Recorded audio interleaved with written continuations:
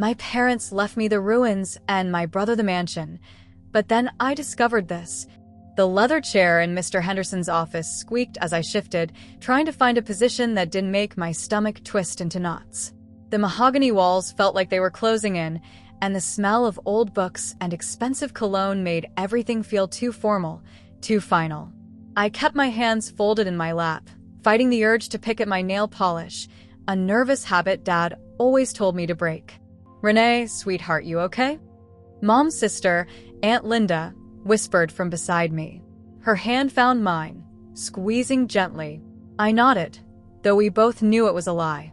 Across the room, Marcus sat like he owned the place. Designer suit, perfectly styled hair, checking his Rolex every few minutes like he had somewhere more important to be. Which, knowing my brother, he probably did. He'd flown in from Atlanta just yesterday, barely made it to Dad's funeral, and now here he was, looking like this was just another business meeting. Meanwhile, I looked exactly like what I was, a 30-year-old woman who'd spent the last 2 years sleeping in hospital chairs and forgetting to eat regular meals. My natural hair was pulled back in a simple bun, and I wore the same black dress I'd bought for Dad's funeral 3 days ago. It was the nicest thing I owned. Mr. Henderson cleared his throat, adjusting his wire-rimmed glasses. "Thank you all for coming. I know this is difficult, but Thomas was very specific about wanting his will read promptly after the service. Dad, always organized, always thinking ahead. Even in death, he was trying to take care of business. The estate of Thomas James Carter," Henderson began, his voice taking on that formal lawyer tone, dated March 15th, 2024. March. That was right after Dad's first stroke, when we thought he might not make it. I remembered sitting beside his hospital bed, holding his hand while he slept. Marcus had been in Europe then, closing a big deal he couldn't leave. "To my son, Marcus Anthony Carter," Henderson continued, and I watched my brother straighten up, that familiar smirk playing at the corners of his mouth. "I leave the family home at 1247 Oakwood Drive, including all furnishings and personal effects contained therein. The mansion, of course. The house we'd grown up in, with its sprawling gardens and 4-car garage. The house where I'd spent countless evenings helping Dad with his crossword puzzles after Mom passed 5 years ago. Additionally," Henderson's voice droned on, "Marcus will inherit the family trust fund, currently valued at approximately $2.8 million, as well as the real estate portfolio consisting of 6 rental properties throughout the county." My chest felt tight. I told myself this was expected. Marcus was the firstborn, the business school graduate, the one who'd inherited Dad's head for numbers. But still, hearing it out loud felt like a slap. The shares in Carter Developments will transfer to Marcus, maintaining the family's controlling interest in the company. Carter Developments, the construction business Dad had built from nothing, working 16-hour days when we were kids. The company that paid for Marcus's fancy college, his study abroad programs, his startup attempts that never quite panned out. And to my daughter, Renee Michelle Carter. Henderson paused, glancing at me with something that looked almost like pity. "I leave the property at 1847 Old Mill Road." Silence filled the room. I blinked, waiting for more. When none came, I found my voice. That's it." Henderson shifted uncomfortably. "Well, there are some personal effects, jewelry from your mother, photo albums." "The Old Mill Road property," Aunt Linda said slowly. "Tom, that's the old farmhouse, isn't it? The one that got damaged in that storm last year." Damaged was putting it kindly. The roof had collapsed, taking half the second floor with it. The foundation was cracked, the windows were boarded up, and the county had condemned it as unsafe. Everyone in town called it the ruins. Marcus let out a short laugh. Dad always did have a sense of humor. Heat flashed through me, but I kept my voice steady. "What's that supposed to mean?" "Come on, Renee. You know exactly what it means." His tone was the same one he'd used when we were kids, and he'd explained why I couldn't play with his friends, why I couldn't sit at the cool kids' table. "You get the property that's worth nothing, and I get the real estate that actually matters." "Marcus," Aunt Linda warned, but he waved her off. "I'm just being honest. Dad knew I could handle the business side of things. Renee's great with people, Don't get me wrong, but running companies and managing investments? That's not really her thing. The worst part was how everyone just sat there. Henderson studying his papers like they held the secrets of the universe. Aunt Linda patting my hand like I was a child who'd just learned Santa wasn't real. Even Marcus's wife, Jennifer, just stared at her manicured nails. Nobody questioned it. Nobody asked why the daughter, who'd given up her job to move back home and care for our dying father, got the ruins while the son who'd visited maybe 6 times in 2 years got everything else. There is one more thing, Henderson said, reaching into his desk drawer. Your father left specific instructions about this property, Renee. He said to give you this. He handed me a small envelope with my name written in Dad's careful handwriting. Inside was a simple note. The foundation is stronger than it looks. Don't let anyone tell you what you're worth. I stared at the words until they blurred. This was so like Dad trying to make me feel better about getting nothing with some cryptic dad wisdom. Well, Marcus said, standing and straightening his tie, I guess that wraps things up. Renee, if you need help clearing out that old place, I know some guys who could handle the demolition cheap. He actually patted my shoulder as he walked past, like he was doing me a favor. I sat in that leather chair for a long time after everyone left, holding Dad's note and trying to make sense of what had just happened. 2 years of my life. 2 years of doctor appointments and medication schedules, and watching the strongest man I'd ever known fade away one day at a time. And for what? A pile of rotting wood and broken dreams. But as I finally stood to leave, folding Dad's note carefully into my purse, I couldn't shake the feeling that I was missing something. Dad never did anything without a reason. Every crossword puzzle, every bedtime story, every piece of advice, there was always more to it than what appeared on the surface. The foundation is stronger than it looks. Maybe it was time I took a closer look at those ruins. 1 week later, I was surviving on coffee and stubbornness, boxing up Dad's things in my tiny apartment. Every photo, every book, every coffee mug felt like a small piece of my heart being wrapped in newspaper. I'd taken a leave of absence from my job at the community center. Indefinitely, they said, though we all knew what that really meant. The knock on my door came at 7 a.m., sharp and insistent. I shuffled over in my pajamas and fuzzy slippers, expecting maybe Mrs. Rodriguez from next door with another casserole I would need. Instead, I found my hallway empty and a single envelope on the doormat. No postmark, no return address. Just my name written in block letters across cream-colored paper that felt expensive between my fingers. The kind of paper Dad used for important business correspondence. My hands shook as I tore it open. Inside was a single sheet with just one line of text. You know your father better than that. I read it 3 times, my brain struggling to process the words. Attached to the note with a paper clip were 3 items that made my pulse quicken: an old brass key, a slip of paper with numbers written on it, 47-23-91, and a final instruction that made my stomach flip. Check the attic crawl space. Left beam. Read everything before speaking. I sank onto my couch, staring at the key. It was old, brass, with intricate scrollwork around the edges. The kind of key that opened something important, something meant to last. But what? And those numbers, 47-23-91. December 23rd, 1947. Dad's birthday. My mind raced back to Dad's note from the will reading. The foundation is stronger than it looks. At the time, I'd thought he was just trying to make me feel better about inheriting worthless property. But what if he meant something else entirely? What if he meant the actual foundation? By 9 a.m., I was driving toward Old Mill Road with a flashlight, a crowbar I'd borrowed from my downstairs neighbor, and a determination that surprised me. The anonymity of the letter should have scared me, but instead, it filled me with something I hadn't felt in months: hope. The farmhouse looked even worse in daylight than I remembered. The collapsed roof had taken most of the second floor with it, leaving jagged wooden beams reaching toward the sky like broken fingers. Yellow caution tape fluttered in the morning breeze, and someone had spray-painted "Condemned" across the front door in angry red letters. But the foundation was solid stone, thick and sturdy despite everything that had fallen around it. I ducked under the caution tape, ignoring the voice in my head that sounded suspiciously, like Marcus telling me this was dangerous and stupid. The front door hung crooked on its hinges, but it still opened with a creak that echoed through the empty space. Inside, everything smelled like dust and old wood and something else, something that reminded me of Dad's workshop. The first floor was mostly intact, though debris from the collapsed ceiling covered everything in a thick layer of plaster and broken boards. I picked my way carefully to the back of the house, where a narrow staircase led to what remained of the second floor.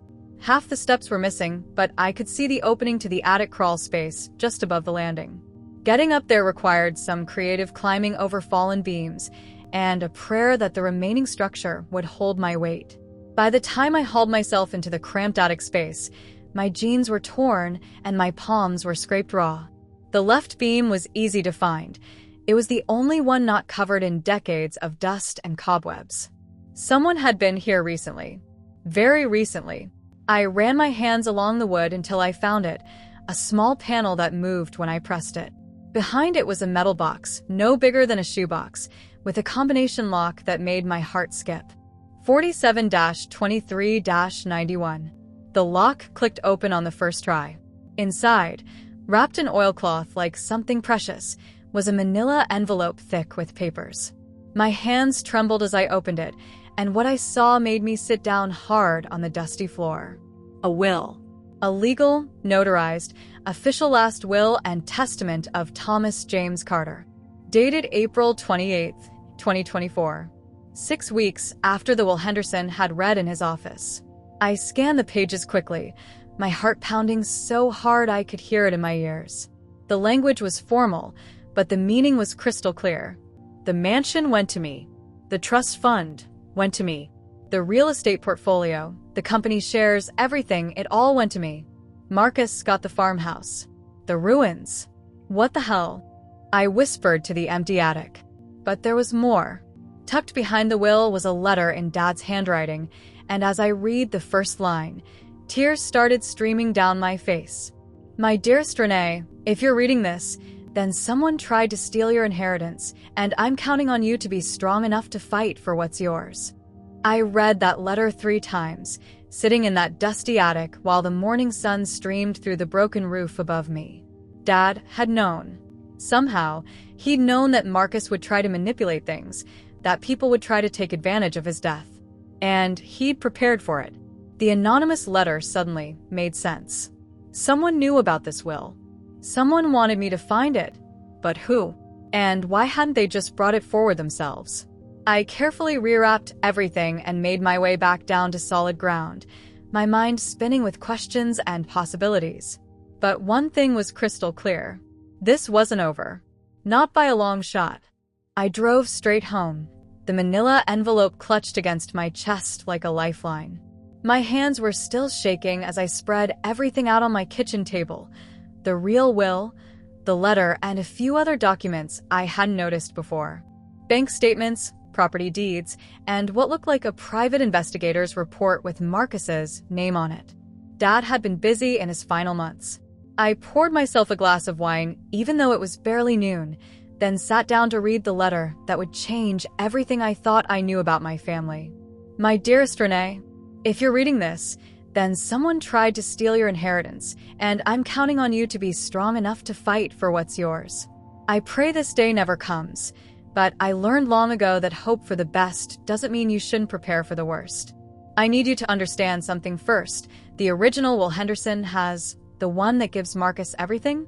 I wrote that in March, right after my first stroke. I was scared, confused, and drowning in guilt about the kind of father I'd been to your brother. You see, when Marcus was 16 and acting out, drinking, getting arrested, I made the hardest decision of my life. I sent him to military school, hoping structure would help him find his way. Instead, he ran away and didn't speak to me for 3 years. 3 years, baby girl. I blamed myself for losing my son. So when I thought I was dying in March, I gave him everything, thinking it would somehow make up for those lost years. I thought maybe if I showed him how much I trusted him, how much I believed in him, he might finally forgive me. I was wrong. I paused, wiping tears from my cheeks. Dad had never told me about the military school, about Marcus running away. All I knew was that Marcus had left for college and barely visited afterward. I'd always assumed he was just busy building his life. The Marcus who came home when I got sick wasn't the boy I remembered. He was calculating, manipulative, and cruel in ways that broke my heart. I watched him sweet-talk your mother's sister into loaning him money he never repaid.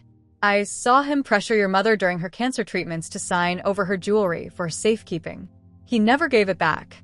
But what really opened my eyes was what he did to you. Do you remember last Christmas, when you were so excited to tell us about that job offer in Denver? The nonprofit position that would have been perfect for you? You never mentioned it again, and I wondered why. Then I found out. Marcus called them. He told them you were unreliable, that you had a drinking problem, that hiring you would be a mistake. He sabotaged your dream job, Renee, because he was afraid you'd leave and he'd have to take care of me himself. My wine glass slipped from my numb fingers, shattering on the kitchen floor. The Denver job. I'd been so close, so excited. Then they'd called back and said they were going in a different direction. I'd been devastated, but I'd never suspected. I hired a private investigator after that. What I found out about your brother's business dealings, his debts, his gambling problem, it would make you sick. He's been living off borrowed money and false promises for years. He needs my money not to build a future, but to pay for his mistakes. Meanwhile, you gave up everything to take care of me. You quit your job, moved back home, and spent 2 years making sure I wasn't alone. You held my hand through every doctor's appointment, every sleepless night, every moment of fear. You never asked for anything in return. That's when I knew I had to change everything.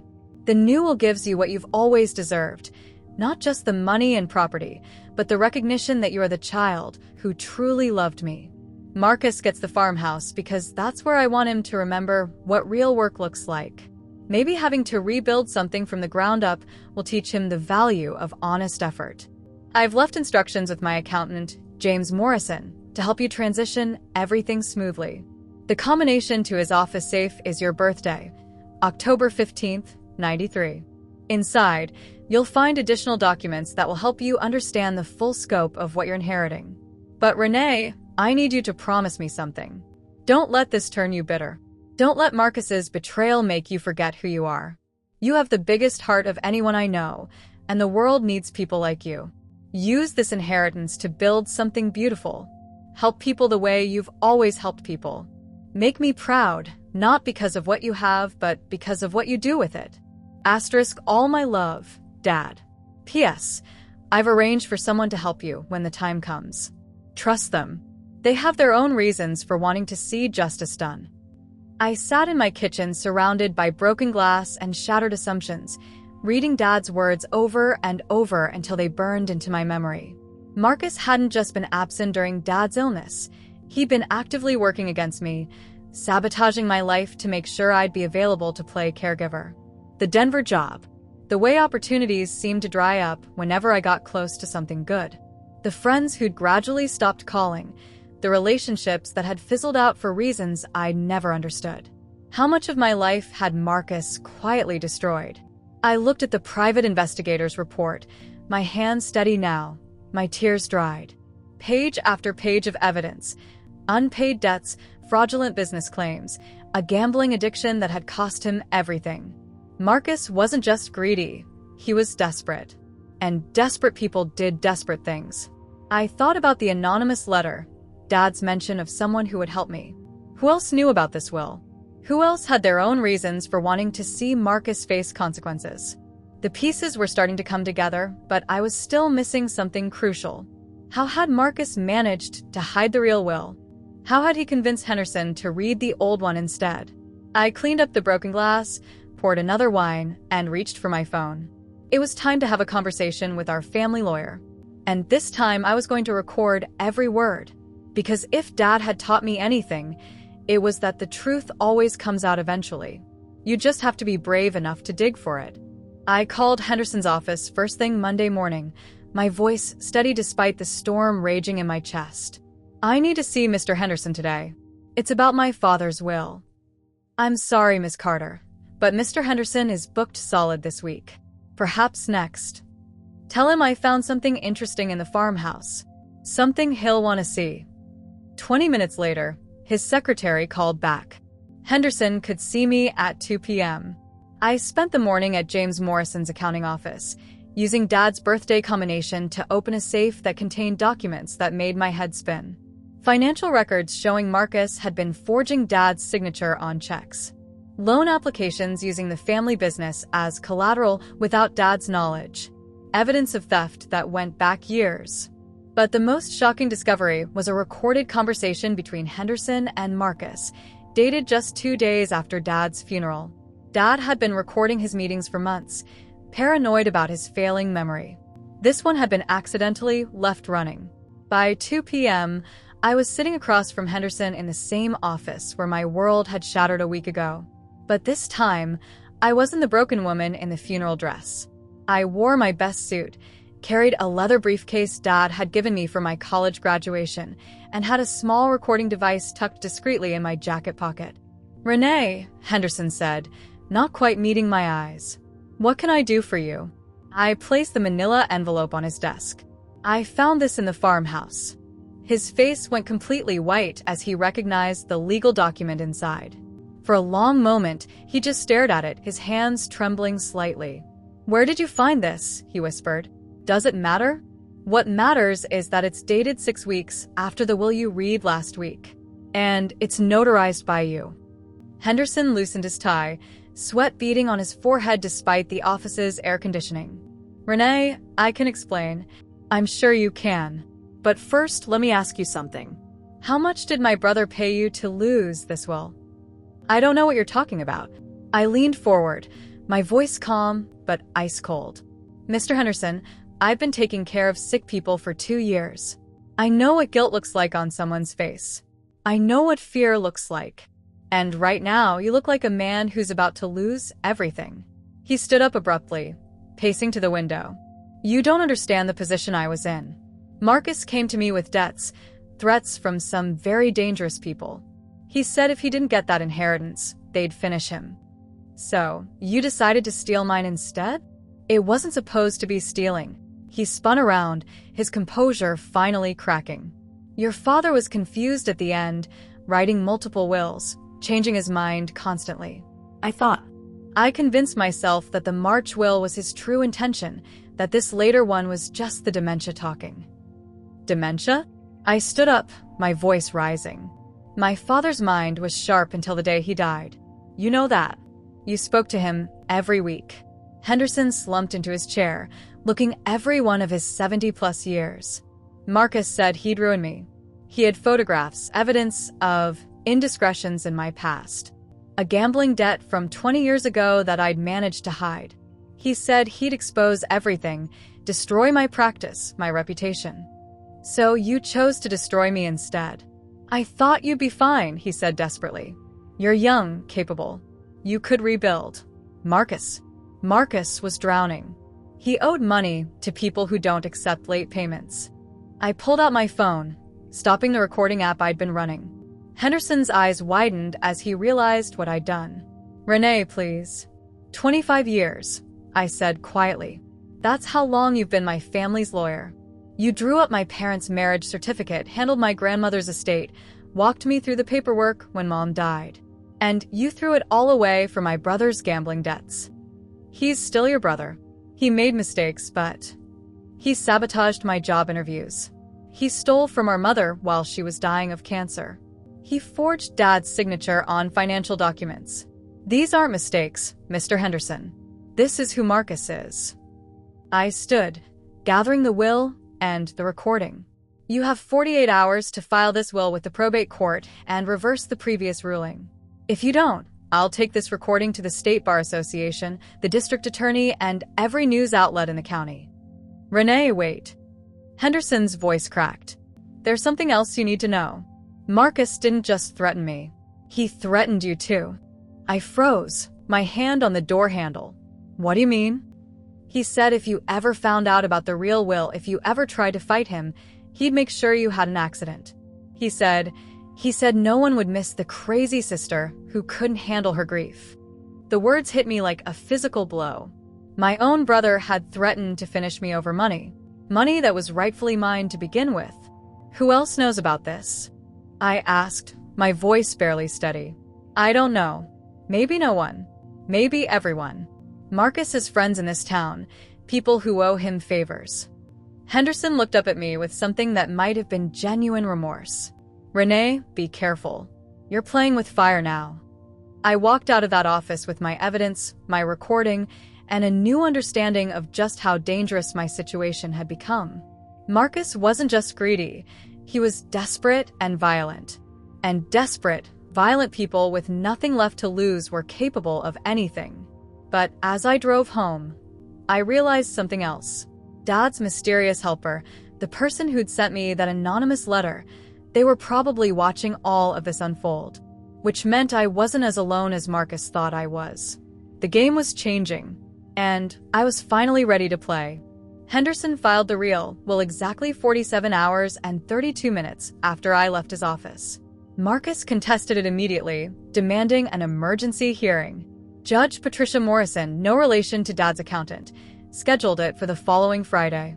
6 days to prepare for the fight of my life.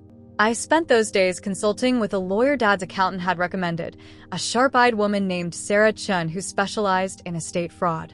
She reviewed all my evidence with the thoroughness of a surgeon and the excitement of a hunter who just spotted her prey. Your brother made one critical mistake, she told me Wednesday afternoon. He got greedy. If he'd just taken the original inheritance and disappeared, we might never have caught him. But forging her father's signature on those financial documents? That's a federal crime. Friday morning, I walked into the courthouse wearing my mother's pearl earrings and my father's watch, carrying every piece of evidence we'd gathered in a briefcase that felt like it weighed 100 pounds. The gallery was packed. Apparently, family inheritance battles were good entertainment in our small town. Marcus sat at the plaintiff's table with his lawyer, a slick-looking man in an expensive suit who kept checking his phone. Marcus himself looked different, thinner, more haggard, with dark circles under his eyes that makeup couldn't quite hide. When he saw me, his jaw tightened, but he gave me that same condescending smile he'd worn in Henderson's office. All rise for the Honorable Judge Patricia Morrison. Judge Morrison was a woman in her 60s with steel-gray hair and eyes that missed nothing. She'd built a reputation for having zero tolerance for nonsense in her courtroom. This is a hearing to determine the validity of 2 conflicting wills, she began. Mr. Henderson, you notarized both documents. Please explain to the court how this occurred. Henderson stood shakily, looking like a man headed for execution. Your Honor, there were multiple drafts. The deceased was making frequent changes to his wishes. That's not what I asked, Judge Morrison said curtly. I asked how you came to notarize 2 different final wills 6 weeks apart without immediately bringing the discrepancy to the court's attention. Sarah Chun stood smoothly. Your Honor, if I may, we have evidence that will clarify Mr. Henderson's situation. She played the recording I'd made in Henderson's office. The courtroom was dead silent as Henderson's voice filled the room, confessing to suppressing the real will, admitting to the blackmail, describing Marcus's threats. Marcus's face went from smug to pale to a sickly gray-green as his own words echoed back. If she ever finds out, if she ever tries to fight me, I'll make sure she has an accident. Your Honor, Marcus's lawyer jumped up. This recording was made without my client's knowledge or consent. In a lawyer's office during a meeting about a legal matter, Judge Morrison cut him off. The recording is admissible. Continue, Ms. Chun. Sarah presented the forged signatures, the falsified loan applications, the private investigator's report documenting years of financial fraud. Each piece of evidence landed like a hammer blow. Marcus's lawyer kept objecting, but Judge Morrison overruled him every time. Then Sarah played her trump card. Your Honor, we also have video evidence of the defendant threatening the deceased. My heart stopped. Video evidence? I didn't know about any video. Sarah pulled out a laptop and set it up facing the judge. On the screen, grainy security footage showed Dad's hospital room. The timestamp read 3 weeks before he died. Marcus was leaning over Dad's bed, his face twisted with rage. You stubborn old bastard. Marcus's voice crackled through the speakers. You think you can cut me out? You think you can give everything to your precious little girl? I built this family business, as much as you did. Dad's weak voice responded. You haven't worked a day for this company in 10 years. I don't care what you put in some new will, Marcus snarled. I'll make sure it never sees the light of day. And if Renee tries to fight me, she'll regret it. Accidents happen, old man, especially to people who can't mind their own business. The courtroom erupted. Marcus's lawyer was frantically whispering to his client, whose face had gone completely white. Judge Morrison slammed her gavel repeatedly. Order. Order in this court. When the room finally quieted, she turned to Marcus with a look that could have frozen hell. Mr. Carter, you're in violation of multiple state and federal laws. Bailiff, take Mr. Carter into custody. Your Honor. Marcus's lawyer tried desperately. My client. Your client just confessed to fraud, extortion, and threatening a terminally ill man on video, Judge Morrison snapped. The newer will is hereby validated and entered into the record. The previous ruling is overturned. Miss Carter, you are the rightful heir to your father's estate. As the bailiff approached Marcus, he finally looked at me. Gone was the smug superiority, the condescending smile. In its place was something I'd never seen before. Fear. Renee, he said as they cuffed him. I'm your brother. You can't let them do this to me. I stood up, my legs surprisingly steady. You stopped being my brother the day you decided to steal from our dying father. As they led Marcus away, I felt a hand on my shoulder. I turned to see a woman about my age with kind eyes and a familiar face. Miss Carter? I'm Detective Lisa Park. I sent you that anonymous letter. Everything clicked into place. Your dad's helper. She nodded. Your father hired me to investigate Marcus 6 months ago. When he died, I promised him I'd make sure you got what was rightfully yours. I've been building a case against your brother for months. Why didn't you just come forward with the evidence yourself? Detective Park smiled. Because your father said you needed to be the one to fight for it. He said you were stronger than you knew and that this battle would prove it to yourself. As I walked out of that courthouse, I realized Dad had been right. I was stronger than I'd known. Strong enough to fight for the truth, strong enough to stand up to corruption, and strong enough to rebuild from the ruins Marcus had tried to leave me in. But the real rebuilding was just beginning. 6 months later, I stood in the foyer of the family mansion, watching contractors install the final pieces of crown molding. The house was beautiful. It had always been beautiful, but now it felt like home in a way it never had when I was growing up. Maybe because this time, I'd chosen to be here. The first thing I'd done after the court ruling was change the locks. The second was to donate Marcus's belongings to charity. I kept one thing, a photo of us as kids, building a fort in the backyard. Sometimes I still wondered if that little boy who'd shared his Halloween candy with me was still somewhere inside the man who'd tried to destroy me. But wondering didn't mean waiting around for him to change. Marcus was serving 18 months in federal prison for fraud and extortion, with another 3 years of probation. His wife, Jennifer, had filed for divorce 2 days after his sentencing. She'd sent me a card afterward, just 2 words. Thank you. Apparently, I wasn't the only woman Marcus had tried to control. The mansion wasn't the only thing I was rebuilding. I'd gone back to the ruins of the farmhouse too, but not to tear it down. Instead, I was turning it into something Dad would have loved, a community wellness center for families dealing with long-term illness. The foundation really is stronger than it looks, Detective Park had said when she'd visited the construction site last month. She'd become an unexpected friend, stopping by to check on progress and share stories about Dad's investigation that painted him as part concerned father, part master strategist. He was so proud of you, she told me. Even when he was planning all this, he kept saying, Renee's got a heart bigger than this whole town. If I can just give her the tools, she'll build something beautiful. He'd been right about the tools. The inheritance included more than just money and property. Dad had left detailed business plans, architectural drawings, and even a list of contractors he'd vetted for the wellness center. He'd been planning this for months, knowing that if I ever discovered the truth, I'd want to use it to help others. The center was scheduled to open in the spring. It would offer respite care for caregivers, support groups, educational workshops, and a small garden where families could find peace during the hardest times of their lives. The old farmhouse foundation had been perfect for it, strong enough to support something new, rooted enough to honor what came before. I was in the mansion's kitchen, reviewing the center's budget proposals, when the doorbell rang. Through the peephole, I saw a young woman about 25, nervously shifting from foot to foot. "Can I help you?" I asked through the door. "Are you Renee Carter?"